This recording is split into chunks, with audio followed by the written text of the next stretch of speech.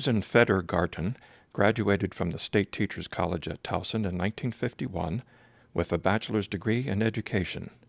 Herbert Garten received his law degree from the University of Maryland Law School in 1951. Mrs. Garten was a full-time mother and homemaker before becoming the proprietor of several jewelry and gift boutiques. Mr. Garten has practiced law in Baltimore for more than 60 years. He served as president of the Towson State University Foundation from 1975 until 1982. These are their reflections. Mr. and Mrs. Garten, thank you so much for taking your time and enjoying your beautiful home with us to do an interview for our Teacher Education Oral History project. I think this is going to be a very special segment in our collective story.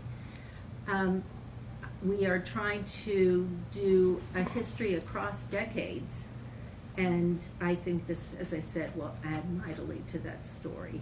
I think a good place to begin is in the beginning. So I would like each of you, if you would, to share a little bit about your early social context, where you grew up, what kinds of thoughts you were having as you went through school, about what you might want to do when you graduated from high school. So, Sue, would you like to start? Well, I always knew that when you came out of school, you had to have something that you were prepared to do. Mm-hmm. And I thought that teaching would be something that I could do. And I used to help in the kindergarten of different schools that I was in, just on a basis when the teacher was sick or couldn't come, or the teachers were very busy, and I helped in several kindergartens coming through the years. Ah. And I liked it very much. And one I was there a lot. And really, I felt like I was a teacher, but I wasn't. Do you But it remember was which school that was? Strangely enough, it was the Roland Park School here. And it was the first time I really had ever been in the area. Uh-huh. And to go to Towson, I had 3 streetcars and a bus to get there until finally my mother bought a car. Very nice. My father bought my mother a car. And I also had rides with another person in between. So when did you, I'm sorry, go ahead. Go ahead. I was going to say, and when did you decide that you wanted to come to Towson? Was that just sort of where you expected to go, or to become a teacher? I had known people that had gone, and I felt that it was better than, I didn't want to go to Maryland, and I wanted to be able to stay home and go from there to school, and it worked out very well. Even though you had to take 2 subways and or It didn't matter. streetcars? 3 streetcars and a bus. Hmm. 2 streetcars and a bus. Or what were Yeah. you doing in the meantime? Well, in the meantime, I was born in Long Beach, Long Island, Uh-huh. and lived also in New York City, in Brooklyn, and Manhattan. And when it came time to go to high school, World War II was involved there. I see. And I had been active in the Boy Scouts and decided, I had a cousin who went to military school, so I decided I would like to go too, and my parents were willing to send me. Uh-huh. So in 1942, I went to a school in New Jersey, no longer in existence, like a lot of other military schools, named Bordentown Military Institute, and had a great high school education there. And from there I went to Syracuse, where I continued with the ROTC. And that's what got me down this area, I see. because we had a company of 200, 198 of them were World War II veterans, and a fraternity brother and I were the only World War II veterans. We came down to Fort Meade, Maryland, and we were there for 8-9 weeks. And during the course of that time, I had the opportunity to have a blind date with my wife-to-be, Susan Fedder. And I knew nothing about the area. I knew nothing about Baltimore, but I learned a lot about it during the summer of 1947. Uh-huh. And that's what got me here. And from Syracuse, I came down here and eventually wound up at the University of Maryland School of Law, where I graduated in 1951, and I was admitted to the Maryland Bar in 1952. And I've been here ever since. I've only There had you one go. job in all those years. Well, and we want to talk about that certainly because you have done a variety of things in that one job. So that in itself is very interesting. I wanted to go back to your time. Why did you choose Syracuse? The headmaster of my school, Bordentown, Uh-huh. and his son, who became very, very close friends of ours. They'd come down here to visit with us in the 60s and 70s, and our children were up at camp in Maine, and they were from Maine, and they had a lovely home that was previously a ferry boat dock and house on the Kennebec River, and we'd visit them every summer up in Maine. They finally decided that it was time for them to leave Maine. In the meantime, Dean Smith had passed away, and his son Morris came down here. He said, "Herb, I want to get out of Maine. I can't take the winters any longer. I want to move to Baltimore." I said, "Why did you pick Baltimore? Why not Florida?" And it was a rare compliment. He said, "I want to be near where you live." Uh-huh. That's And great. that was, he was here until he passed away. And his widow remained friendly with her, and then she eventually moved back to Maine.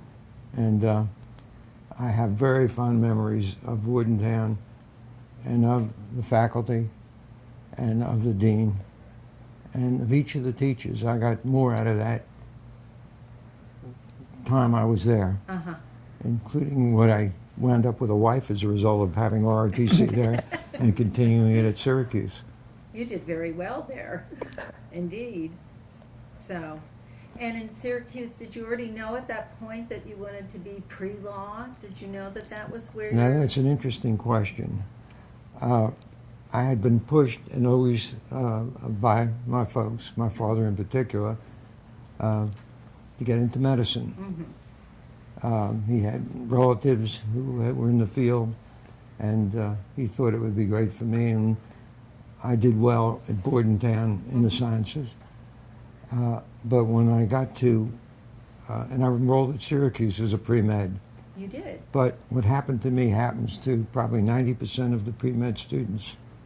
They get to take organic chemistry, and that's the end of their medical career, and that was the end of my career. So I didn't know what I was going to do then. I majored in psychology. And then in the senior year at Syracuse, I had to make a decision. And there had been some lawyers also in the family, and I thought that might be a good choice. And I wound up making that choice, and it's been a good decision. And so then you came down to, I was at University of Maryland Law School. next I'd like to ask you a little bit, or have you share with us a little bit more about when you met and how that started to, shall we say, blossom. Well, why don't you start at the blind date, Sue? I don't think she liked me on that first date. Let's hear from Sue. We had a friend, Peggy Stemler, and she knew, they knew, a man knew her children that came down with Herbert from Syracuse. So he said, I know a girl in Baltimore, I'm going to call her. So the two of them went for dinner and stayed there and spent time. And Herb said, well, if we're going to go out, I need a date. So they showed him, Herbert, some pictures that he selected my picture. Oh, so you were selected from the lineup, huh? It was fun, So what was, Yeah. what was that first date like? interesting, very different than That was her anybody. first date with a New Yorker. Uh-huh. Do you want to elaborate on that? He was kind of overwhelming, but I liked him. He He was kind and fun, a lot of fun. He had done so many things. I had led a very sedentary life, say, very different life than he had. He had been so many places that I had never been. So he was very interesting, and he was finishing Syracuse and debating. He was really thinking to go to medical school. But as he got closer and closer, he just thought about it and decided to go to law school with much thought going back and forth between the schools, and got into the University of Maryland because he was down here. So was Yeah. that a major factor in your pursuing the University of Maryland? Definitely. Wanted to keep an eye on you. So you dated through, where were you in your education when the two of you I met? was the first year of Towson, Okay. and fell madly in love. Well, I think that's wonderful. So you were then down here as well already, University of Maryland? No, I wasn't. Sue we'd see each other. She Uh-huh. visited me in Syracuse several times, and New York. And I came down here about 4 or 5 months prior to our marriage, which was on December 25, 1949, right? Yes. Good. And incidentally, I keep getting reminded that our 65th anniversary is coming up, Christmas Day.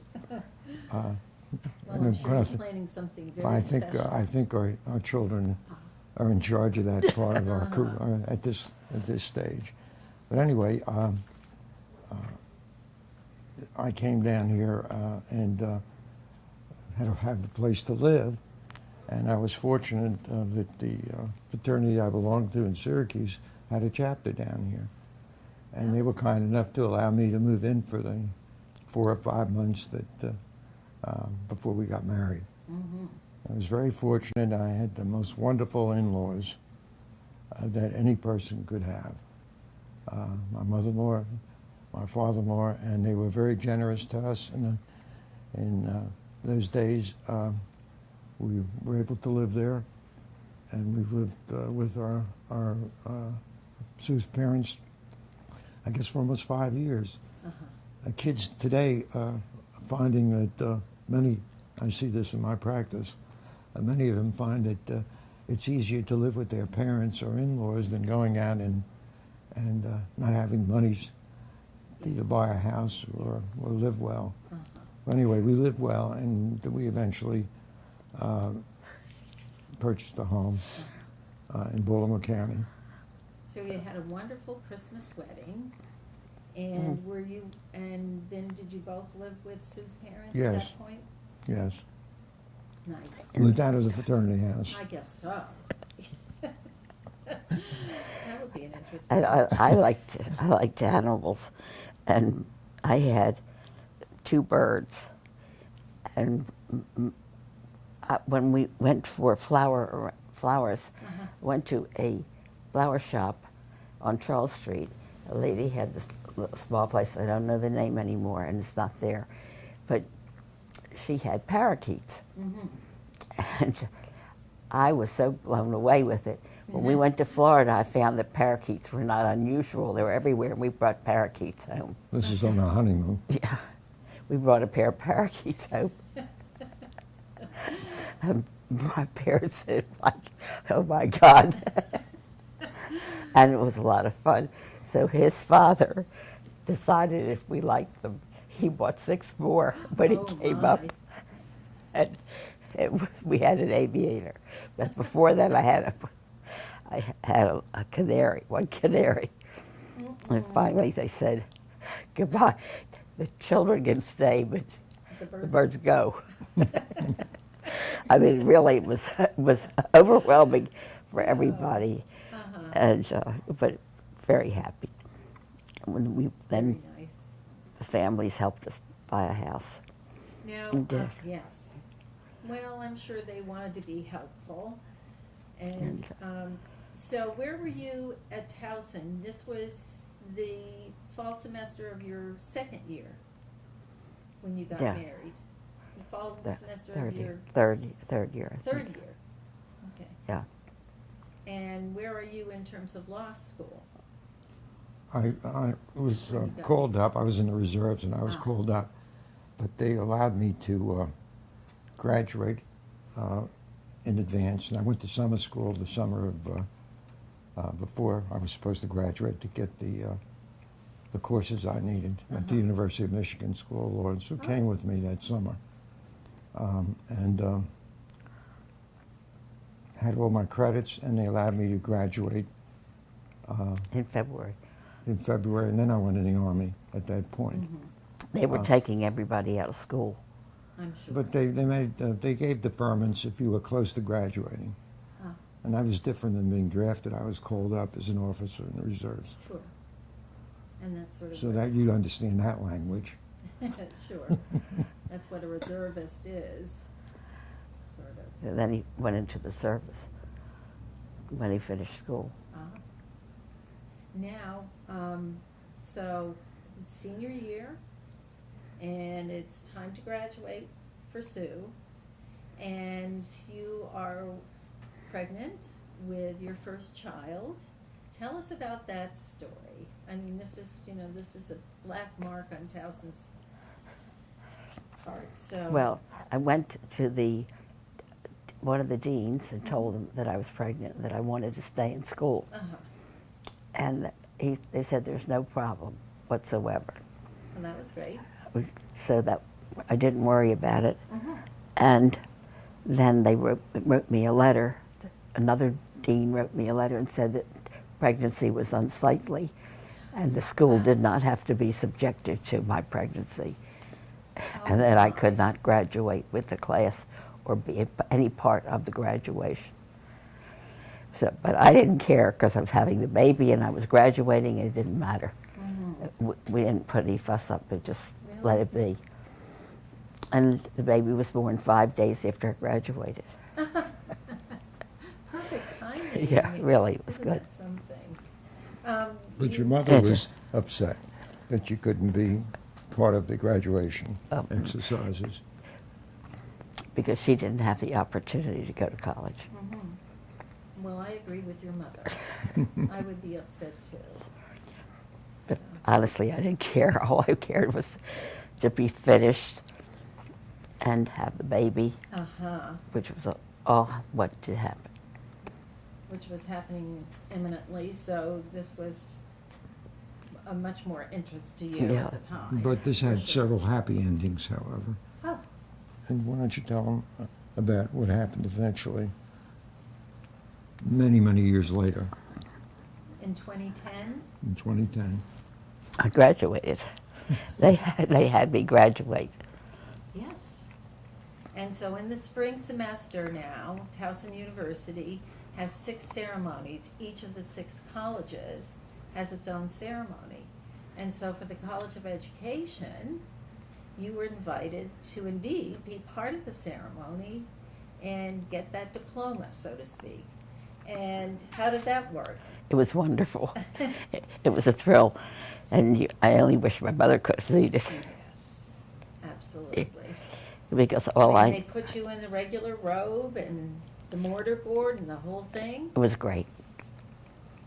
And it was interesting. By that time, I think we had 2 children or 3.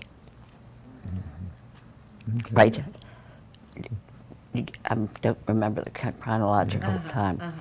but I think So think- did, and how did we come to know this? Was this something that your kids were aware of? Who let us know that Towson hadn't let you cross the stage? they had in- asked. They called and asked me.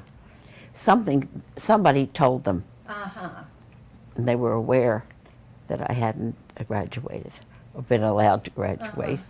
It was an interesting circumstance. I had a luncheon date with the then president of Towson on a fundraising matter. And my youngest son, Maury, who was also a lawyer and with my firm, knew about it. And he knew about this incident, although he wasn't around at the time, of course. And he happened to stop in while we were having lunch, not far from here. And he had gone to our safe deposit box where he found a letter that he knew of, the family knew about it.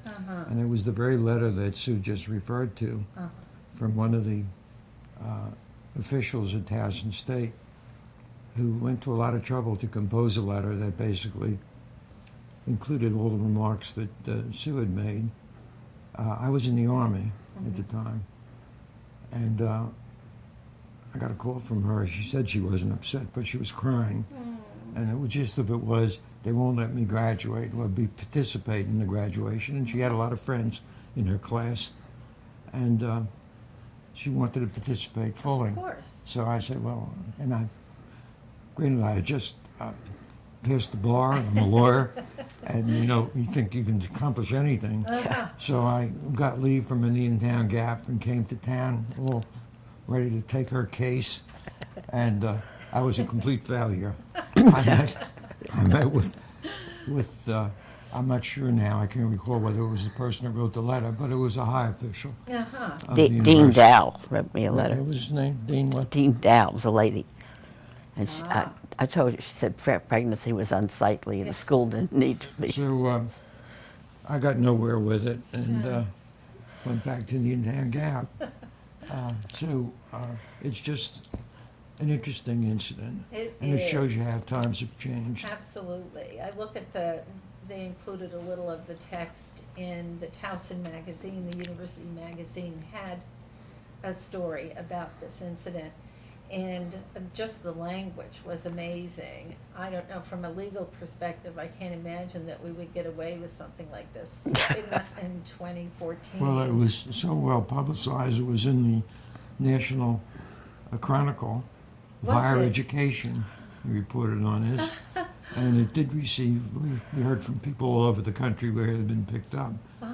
So it took a while, but things were righted. Yes. And that incident did not prevent us from being close to Towson or being involved with Towson Which is- University over the years. Which is very kind, gracious, generous on your parts, truly. But you still sort of thought of him as a hero since he came on down here and he was going to fight the good fight, even though it didn't work out as well as he had hoped. So we have you, whether you really were upset or not upset, as you said, a few days later, after graduation, We had a baby. you had a baby. And my very good friend at Towson was getting married that weekend.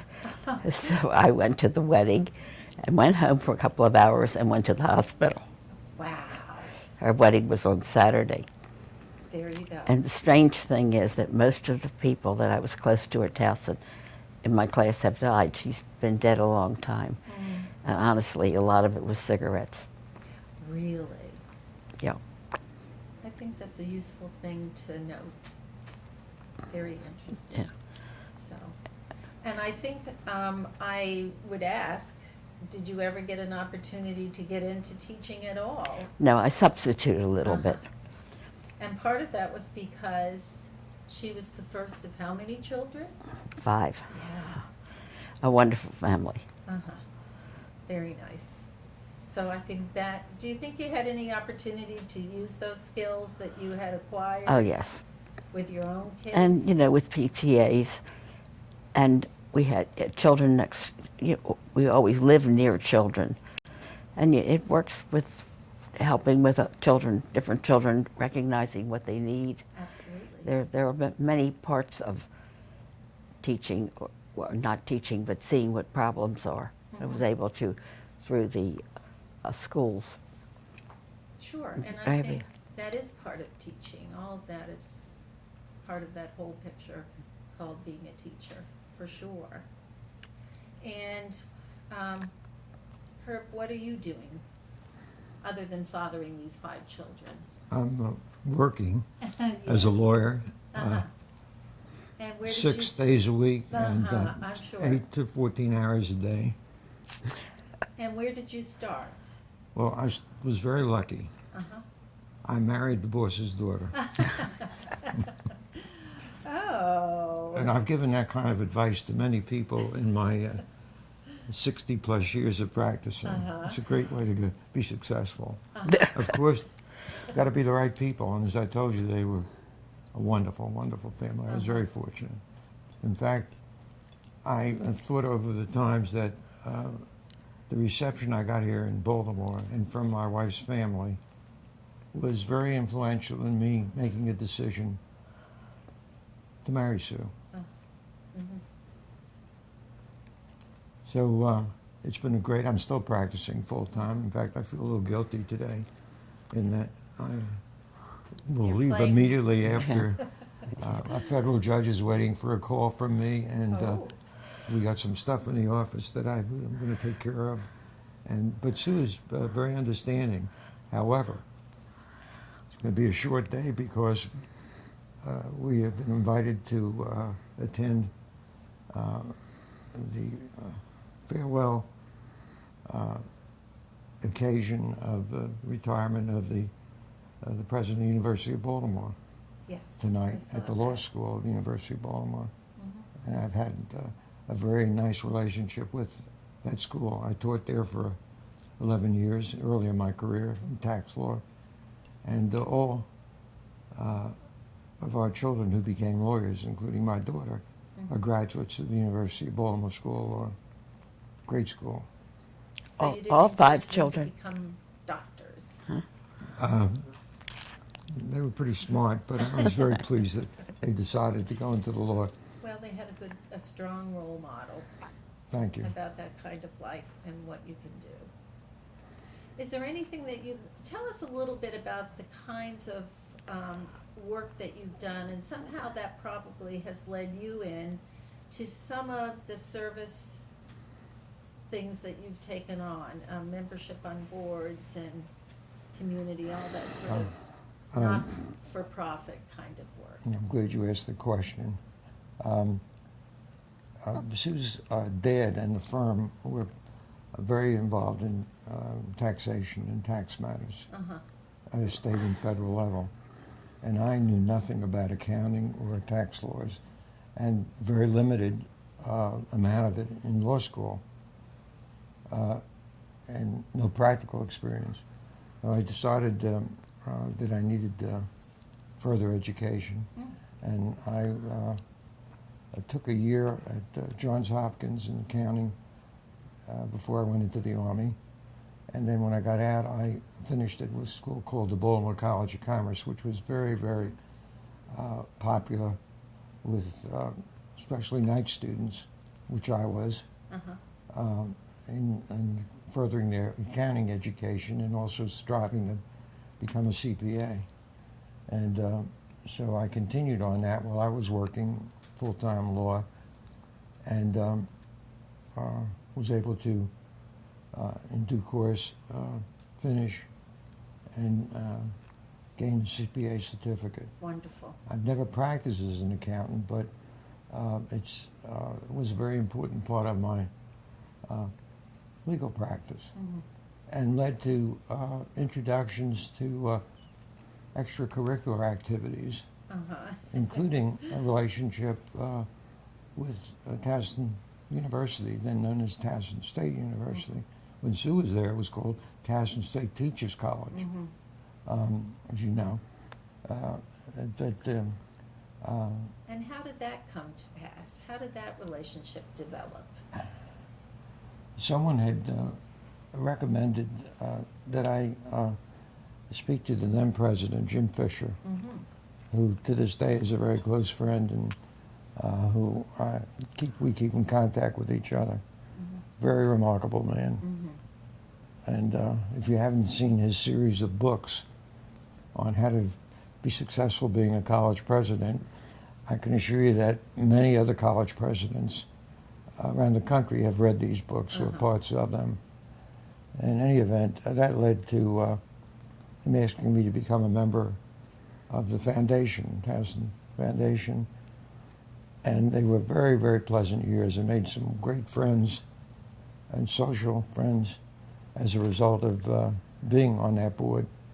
And I think, for a period of about 7 or 8 years, I was the chairman of the foundation.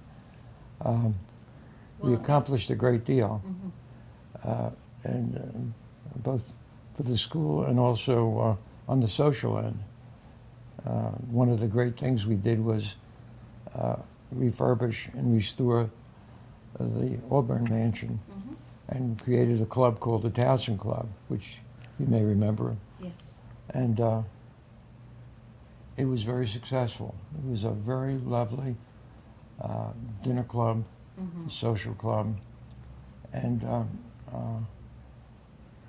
met tons of people as a result of that.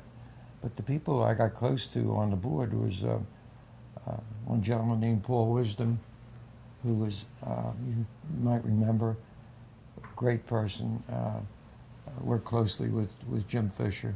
Wayne Shelley was another person who went on to be very successful in other areas, but he was the financial person who I had dealings with during the course of also being on the board.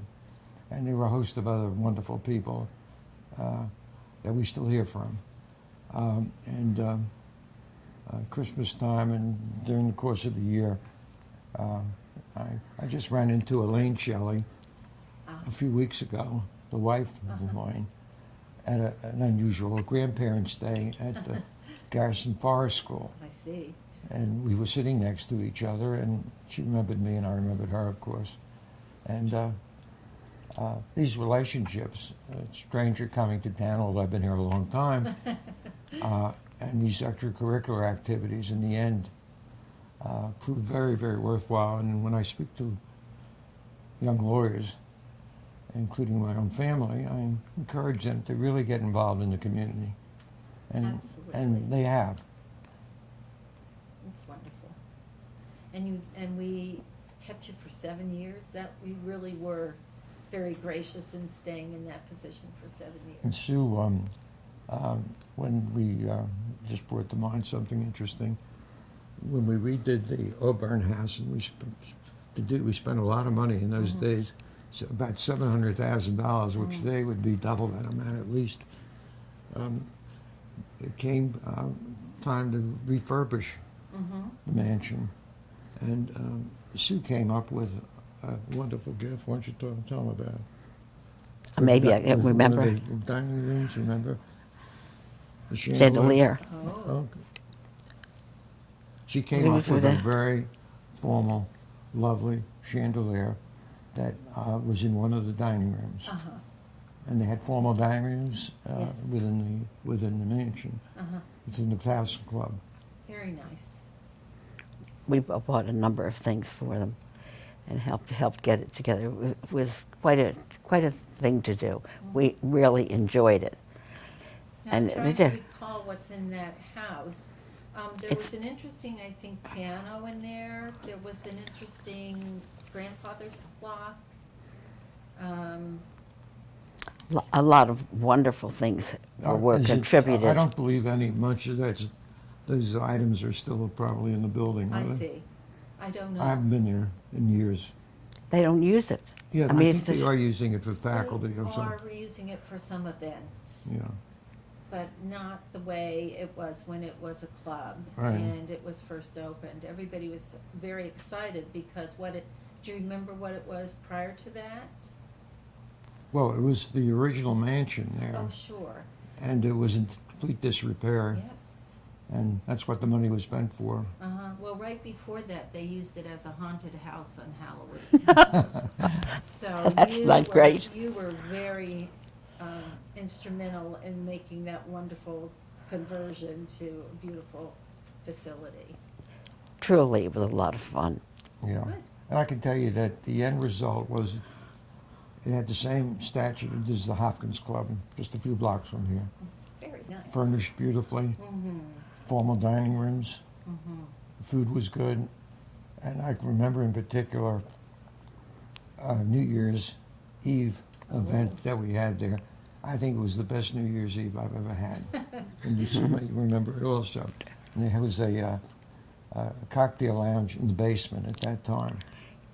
And the Fisher years were great years for the university. Indeed. And I think it's acknowledged. Incidentally, he could have been the governor of the state. And he was that popular. Came close. Uh-huh.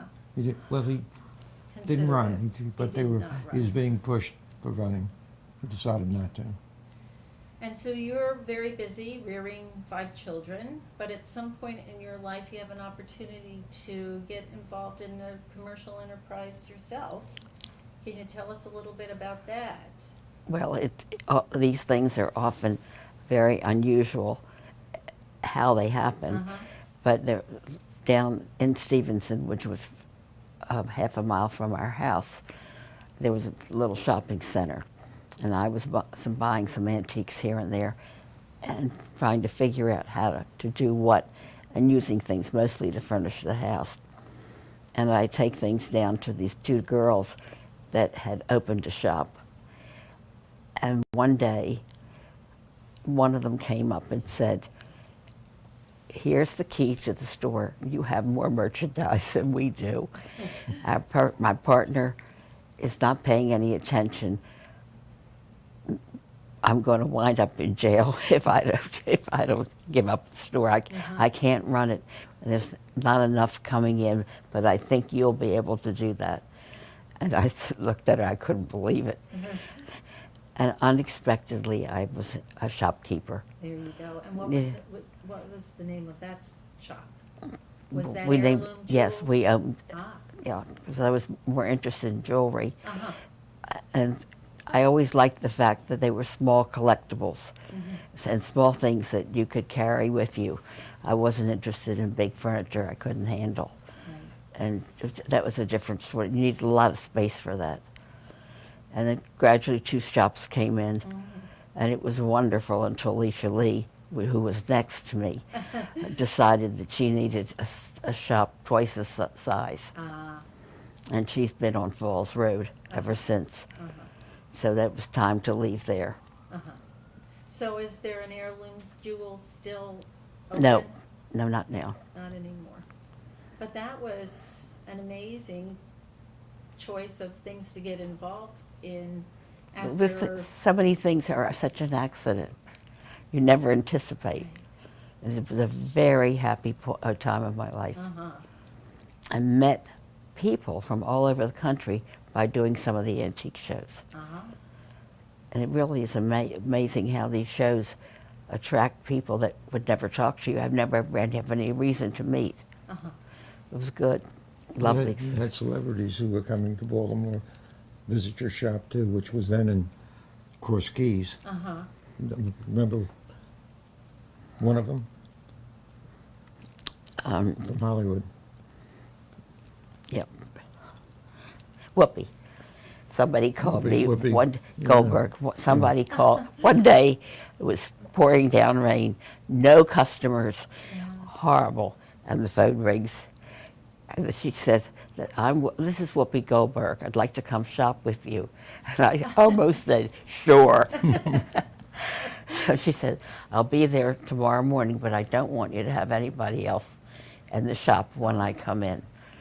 So the next morning we got coffee and buns and Sure. candy and all these sandwiches and all. And she came. How wonderful. And did she buy anything? she bought beautifully and was thrilled, and then came back another time when she was in Baltimore another time making movies Uh-huh. there. And it was, there's always one thing in your life that is very different and a marvelous memory. Oh, absolutely. Special. Yeah, you think it couldn't happen, but it did. Uh-huh. That's wonderful. How nice that these things just sort of, as you say, happen. And she was very interesting, as you can imagine. Lived everywhere, and she came with a bus. She came with the bus. She would not fly, and she had a big bus, and they had partitioned it off that she could sleep on it easily. And they would drive her all around the country to the places that she wanted to go or needed to be, and for movies and so on. I mean, it's just something magical that happens in It your is. life. Absolutely, a little piece of Hollywood, Right. here in your part of town. That's great. What haven't we talked about that you want to share? What things did you have in your head that, oh, this is something we must mention? Can you think of anything? Well,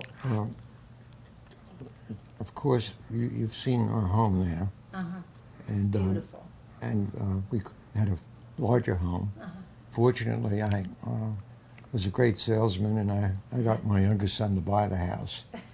And he got a good deal, of course. I'm sure. And I'm very proud of the tradition that he's continued with the house. For example, when we go to dinner, he and his wife Alice insist that we sit at the head of the table, the same table that we had when we lived in his home, and we decided not to have a formal dining room in this condo. And I might say that for any of the people asking advice or what our reaction is, this move about 3.5 years ago was pretty smart on our part. It worked out fine. And so, what do you think about living here? Well, there's This is different an segments. endorsement for the building. But it's different segments of your life. Uh-huh. And I couldn't imagine that a building could be more responsive to people and to their needs and so on. And it has been wonderful, and I've never missed my home because it's comfortable. And the apartment is just large enough that we each have privacy, Yes. and the children can still come. And we just put some leaves on the table, There you go. and there we are. Yep. So we're always very happy that it has worked out extremely well. And Herbert is closer to his office, and that's been good for him. I don't have to get on any Beltway or the Jones Falls Expressway. And this morning going out to Timonium, I could see the traffic going downtown was impossible. It was a parking lot. So it was good to avoid it. And now I'm taking streets that we took before the Beltway existed or Jones Falls Expressway. Like coming back from Timonium, I didn't dare get on the JFX. I just came down Charles Street. There you go. So I give a lot of advice to clients and to others about the values of in-town living, condominium living, and how it's worked out for us. We're very pleased to be here. Well, it looks as though you brought all of these beautiful things that you had in your house to your condominium, and so you really are sort of in the midst of everything that's beautiful and comfortable, and Thank you, honey. it's true. Yeah. And part of the collection that you've acquired over time. We- Sort of you moved the whole thing into a condominium for the most part. Well, a lot was shared with our family. So nothing was really sold. Everything went to different children, so Sure. I was very happy. Very She was nice. been a collector all her life, her mother before her, and she's gained a lot of knowledge. Her advice is sought after all the time by all people from all walks of life, including educators at the very highest level who will rely on her for opinion with regard to all Purchases. kinds of matters. So she really is an expert in her field. And You're very kind. I can say that we've enjoyed this interview. I'll ask you, is there anything else you want to ask us? Oh, I don't know. I mean, I could ask you more. We could stay for a day, but I think we won't impose on you any longer. Well, This has really been a lot of fun to tour your condominium and to talk with you about your life over the past 65, 70 years. has just been marvelous. Thank you so much for doing this. Well, thank you. I'm sorry I was so difficult in tying down a date. You were very patient to wait over a year, but it's finally Well, worked out. It did. Yep, we knew you'd come around sooner or later, and it was well worth the wait. Thank you very much. Good. Really enjoyed it. I meant it.